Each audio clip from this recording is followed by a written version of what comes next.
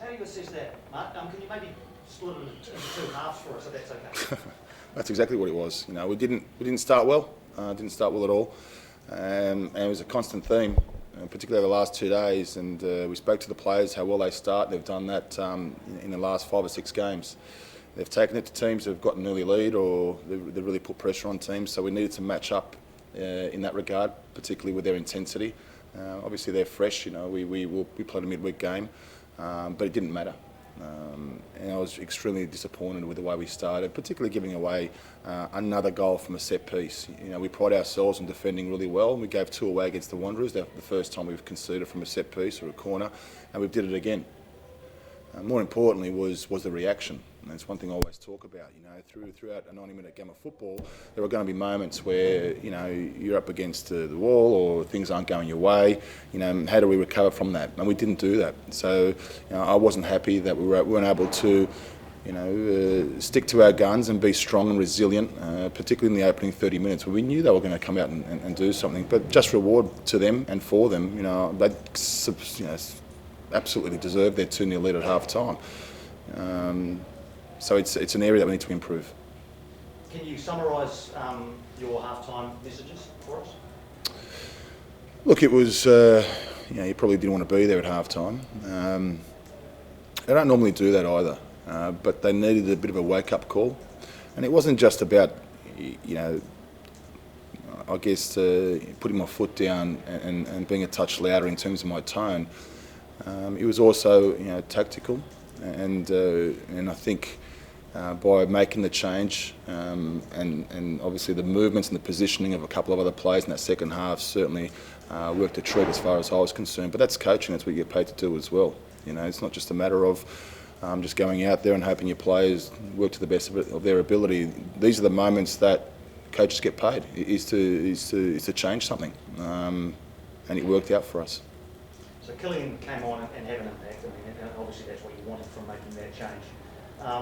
Is that now though a situation where you want to start with him, or how does it work now? Because I know you've got plan A's and plan B's. What part of the plan is he in? We'll see. We'll see next week. But it's exactly what I want for my substitutes to come on and make an impact.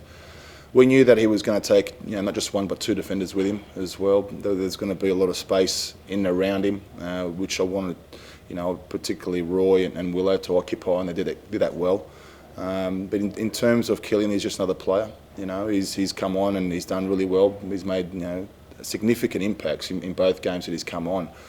But at the same time, we're not going to overcook players. We look after them. It's taken him a bit of time to adjust to the climate and adjust to the long travel as well. We'll see next week. There's a long week now to prepare, and if anything, Piney, it gives me a really good headache. That's the first thing that I thought as soon as I started walking off the park is these boys have given me a headache now, and it's a good one. And I certainly won't be having any sleepless nights over them, but it'll come down to assessing the opponent next week, and that's Melbourne Victory in Melbourne, and we've gone out there and done a job against them already. So just another really good option, Piney, for us. Excellent. Earlier this week you were mentioning that as part of the process now the players themselves are leading it and driving it. Were you then a little bit disappointed that maybe that wasn't the case in that first half in terms of actual standing up and fixing it themselves? Yeah, fixing the mentality, more so than anything else. Like I said, the reactions are important, positive ones, particularly when something negative happens. So, as I said, there's a lot of areas there that I wasn't happy with, and that's one of them. Stevie puts his hand around him. We've spoken to him a lot about that. Dawley's the same. It's a habit that they had coming here, and we worked tirelessly making sure. And you're talking about a Premier League player who's played over 200 games. Every player's got certain habits that you need to try and eradicate. And I expected more from Steve. That's the first thing I said to him after the game, is that someone of your experience, you need to pick yourself up, dust yourself up extremely. It's important that you do that ASAP. And it's okay when things are going well, but that was the moment where I was looking at him closely, and I expect more from him. But like I said a few weeks ago, when after three losses in a row, some of these things take time. Some come quicker than others, but we'll keep working. We keep working. We keep chipping away until we get that near perfection that we're looking for. right? And so that's just one moment. If I can take it just to the after final whistle quickly, there was a nice moment when you're walking back the tunnel, had a hell of an ovation from the yellow fever. Can you just sum up what that feeling is like for you when you're walking past and you're seeing yourself, not just the transformation on the pitch coming back from 2-0, but what it means to the fans as well? It means everything to them. You know, when I bought into this, I bought into it wholeheartedly. You know, and the fans were no different. From afar, you've seen just how much pain and hurt, not just the players that have gone through, but there's some really good people in the back office there who work hard, and the coaching staff as well. But these fans, you know, like I said, they've waited a bit of time, and they were patient at the start of the season as well. You know, but I think now they can sense and believe, just as those players in that dressing room believes as well. Obviously, there's a long way to go, and there's a lot of football yet to be played, but you can only take the moments that come your way, and those moments you need to enjoy. And it was good for them. So I was sort of looking up at them and thinking, okay, let's get the guys going for a little bit. So I don't normally do that. I'm not normally an emotional or sentimental type, but they deserved it, you know, and it was good to see, you know, like I said, smile on their faces. And it's a proud country, it's a proud city. You know, the football in this country deserves a lot more. You know, it's been kicked from pillar to post, and you know, we're just a representation of the whole country.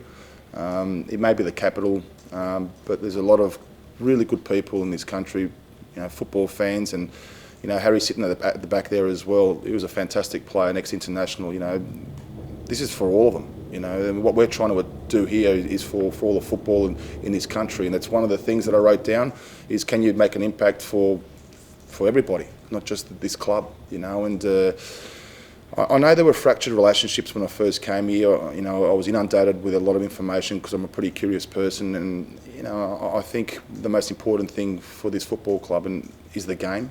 And like I said, we've got an opportunity to change things at this club. More importantly, change the game here. I'd love for more ex-players to be involved. That's why I brought Siggy and Paul Eiffel into the football club as well. But like I said, for a long time, you know, living in the other country, you know, we used to look over at New Zealand and sort of look down. You know, one thing I did say to my players was, you know, as Kiwis, be proud of who you are. Get rid of that inferior complex that's been around, that stigma that's been there for a long time. There have been moments, great moments for this country against Australia, but can we get more of them? You know, so there's a bit of a, I wouldn't call it a burden, but I knew what I wanted to try and do at this football club, and sometimes it takes time, and you're gonna find hurdles along the way. We've still got a long way to go, Dewey. But like I said, if we can get people believing in this football club, and then, you know, like a good wave, the ripple effect starts going into the rest of them. I think, you know, one thing we need to do here is be together. It's a small country. You know, Wellington's a small city as well, but if we can get more people, good football people, good people involved in the game, hopefully, you know, not just our football club, but the game, you know, can start to lift, because I know there's a lot of issues there. You know, I feel for the national team coaches who don't have the money to go and do what they want to do.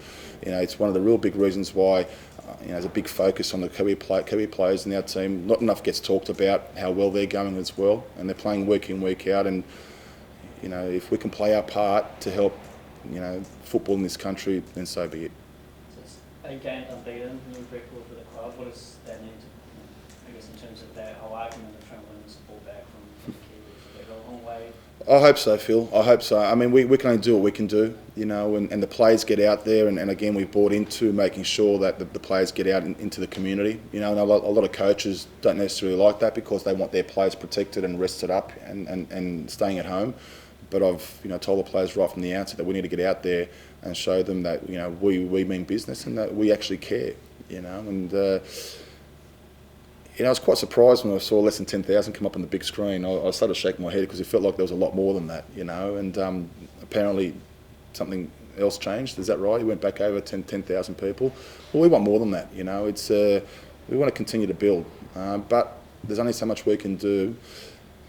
I will say this, you know, and we've all experienced in this room, life's a funny old game, and when things are going wrong, it's easy to walk away and not be part of something. But when things are going well, you know, it's important to enjoy the moment and be there as well. You don't want to go, You don't want to be sitting in this stadium in 5 years' time thinking that if only we turned up, if only we gave those players that support that they really needed, because those fans really got behind the players, and they were tired, and I can sense that and see that. But as soon as that first goal went in, it made a huge difference. The record, put aside that for a second, because I don't necessarily work for records, but they are nice along the way. One of the things the players wanted to do this season was create history. And before the game, I told them, you've got the ability to knock off one little piece of history today, and they did that. Do you feel like that support from the community, really helps the team as well? Getting big crowds and seeing the club and the positive light. Is that? I think so. I think the mentality, like I said, not just with football in this country, but just in general. One thing that I've noticed is that very quick to say something negative when things aren't going well. It's unbelievable. It's not at all poppy syndrome either. If someone's doing well, say that. There's nothing wrong with that. I see when something goes well, there are people that are quick to just question it and bring it down. Why? It tells me more about that human being than somebody else. Are they trying to, I don't know, make a name for themselves? Why are they like that? I don't get it. It's a mentality thing more than anything else. Not to say that in Australia it's not like that either, because there are enough people who've got a tall poppy syndrome. But if things are going well, why would you be scared to actually say something positive about them? There are too many people here, I feel, that want to knock something good down. Why? I don't understand it. You've got the All Blacks, an institution. It's something that you should be proud of. But there are so many people out there that are trying to knock them down. I'm thinking to myself, if you want to use it for motivation, that's what I use it for. For every person that tries to knock us down, it's another little piece of or armoury that I can use. But the whole mentality has to change. You've got some fantastic people in this country. I love seeing smiles on faces. I don't know. Maybe that's just the positive nature and positive person in me. I don't know, but there's no reason to be sad. Be proud that Wellington Football Club, or you might be from Auckland or from Palmy or from Hamilton or from I don't know where, right? But you should be sitting back going, I'm glad that this club is doing okay right now. Because we're doing it for the whole country. Right? It needs to change. I don't know. At the same time, if things aren't going well, you do what you've got to do. I get that as well, right? But when things are going okay, get behind these guys. These guys have worked extremely hard. I'd love to see our next home game where we get 15,000. Why can't we? But you need to get out and support. I understand people on holidays and everything else, but I was walking down Oriental Parade this morning and people were in bikinis and board shorts. Where are they? There's nothing better than walking straight from beach to Westpac Stadium. It's so close as well, right? I don't know. My message is that you just don't know a good thing until it's gone. Don't be one that says, "Oh, I should have gone there." I keep telling my players that all the time. Be in the now. Do it while you can. And I think Jura's a great reflection of that, because he's probably almost, I don't know what he's going to do. I know you asked him a question as to, or someone did here, is this your last year? I don't know, but I just keep telling him, don't focus on that. I just want you to focus on the now and be in the moment. Forget about the past, and it doesn't matter about the history, just enjoy the now. Geez, I've gone over again, I think, Just in one mark. Top 4 teams in the next 4. Yeah. Are the Phoenix playing well enough now to push or beat these teams, or do you think you need to play better? You only have to look at our record to ask that question. Have any of those top 4 teams beaten us apart from Melbourne City? And that was Melbourne City when we were in a different type of place altogether. Perth, we took the lead, didn't beat us. Sydney FC, we beat them away from home. Melbourne Victory, we took it all the way, we could have beaten them as well. Melbourne, like I said, Melbourne City is the only one above us, right? Who we've played that have beaten us, but when we're in a completely different part of our progression. We'll take anyone on. No one, we don't fear anyone. It is a tough schedule coming up, but like I said, all I'm thinking about is not the 4 games. Is Melbourne Victory. That's it.